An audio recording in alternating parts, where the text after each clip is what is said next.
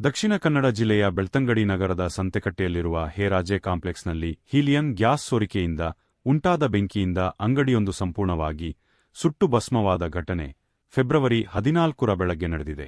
ಮೊದಲ ಮಹಡಿಯಲ್ಲಿ ಇರುವ ಮೊಹಮ್ಮದ್ ಸಮೀಲ್ ಅವರ ಮಾಲೀಕತ್ವದ ಕೆಎಫ್ ಕ್ರಿಯೇಟಿವ್ ಆರ್ಟೋಕ್ರಾಫ್ಟ್ ಸ್ಟೋರ್ನಲ್ಲಿ ಬೆಳಗ್ಗೆ ಸುಮಾರು 7:30ರ ವೇಳೆ ಕಾರ್ಯಕ್ರಮವೊಂದಕ್ಕಾಗಿ ಬಲೂನ್ಗಳಿಗೆ ಗ್ಯಾಸ್ ತುಂಬಿಸುವ ಕಾರ್ಯ ನಡೆಯುತ್ತಿತ್ತು.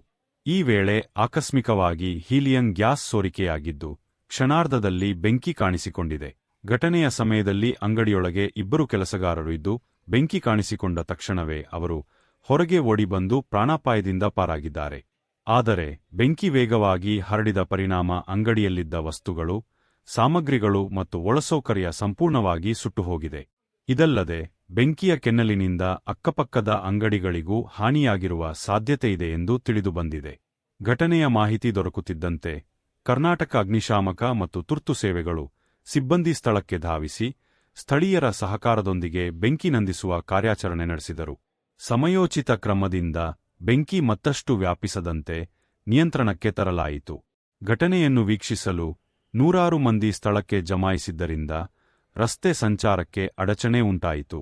ತಕ್ಷಣವೇ ಕರ್ನಾಟಕ ಪೊಲೀಸ್ ಇಲಾಖೆ ಮತ್ತು ಸಂಚಾರಿ ಪೊಲೀಸರು ಸ್ಥಳಕ್ಕೆ ಆಗಮಿಸಿ ಜನಸಂದಣಿಯನ್ನು ನಿಯಂತ್ರಿಸಿ ಸುಗಮ ಸಂಚಾರಕ್ಕೆ ಅವಕಾಶ ಕಲ್ಪಿಸಿದರು.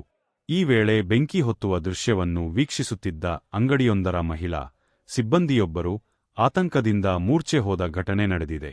ತಕ್ಷಣವೇ ಸ್ಥಳೀಯರು ಆಕೆಯನ್ನು ಆಸ್ಪತ್ರೆಗೆ ದಾಖಲಿಸಿ ಚಿಕಿತ್ಸೆ ನೀಡಿದರು.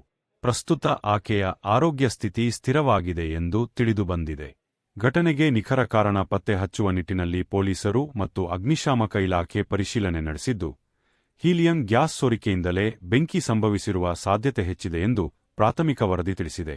ಪ್ರಕರಣಕ್ಕೆ ಸಂಬಂಧಿಸಿದಂತೆ ಮುಂದಿನ ತನಿಖೆ ಮುಂದುವರೆದಿದೆ.